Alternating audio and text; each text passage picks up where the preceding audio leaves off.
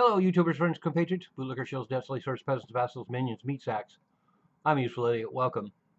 Today I want to talk about these mass shootings that happened last week. Of course, we had the one in South Carolina where somebody walked into a bar, ended up with 4 dead and 20 wounded. But then we also, the day before, we had the shooting in Leland, Mississippi, where 8 were killed and 20 wounded.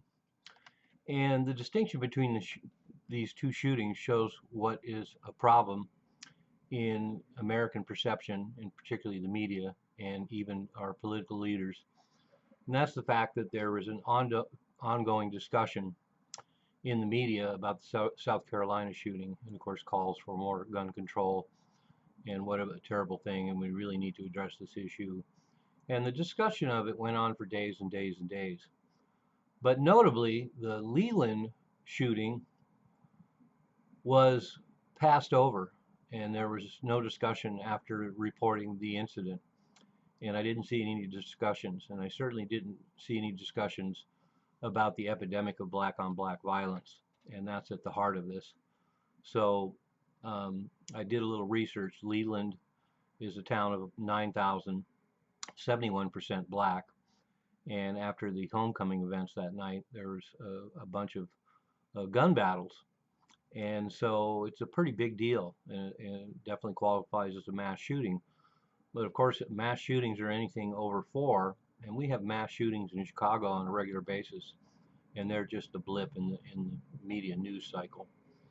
And so my issue with this is when we see a shooting like we see in Leland, Mississippi, it should spark a national discussion of black on black violence because it really is a serious issue.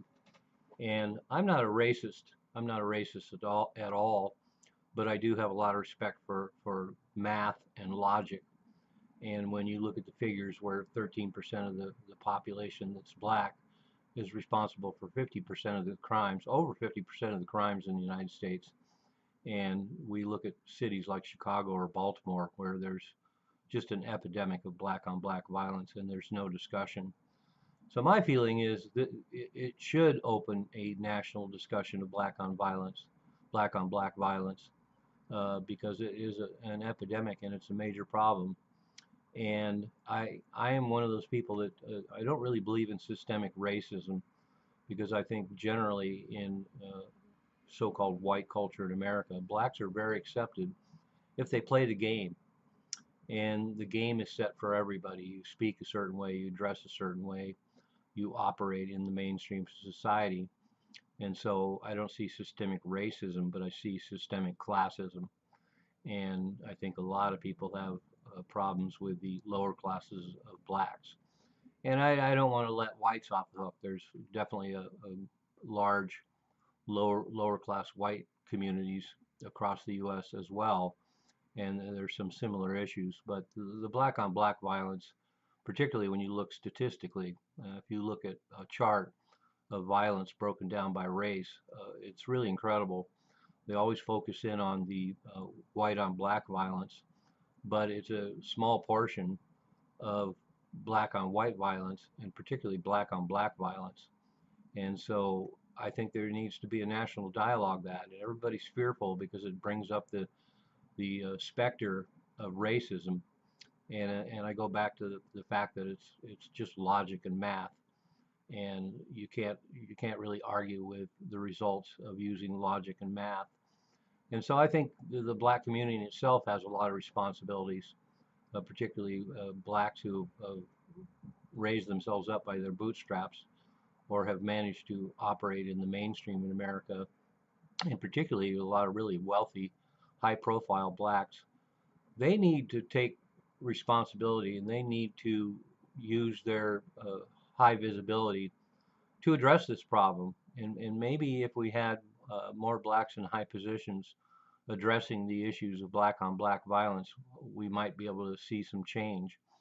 And I'm not saying it's a fix-all by any stretch of the imagination, but I think the shooting like the one in Leland and the disproportion of these kind of shootings, they're having homecoming parties. There shouldn't be anything uh, less innocuous than that.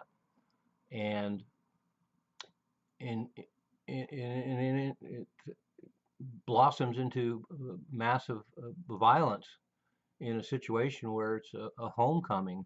So there's disproportionate um, environment where people's lives are taken over such small things, and that's one of the other things about that kind of violence, particularly in poorer communities, and the people that are involved. It's violence perpetrated for really trivial things. I saw one story about one black woman who shot another black woman to death just because she opened the door for her, and the other woman didn't say thank you.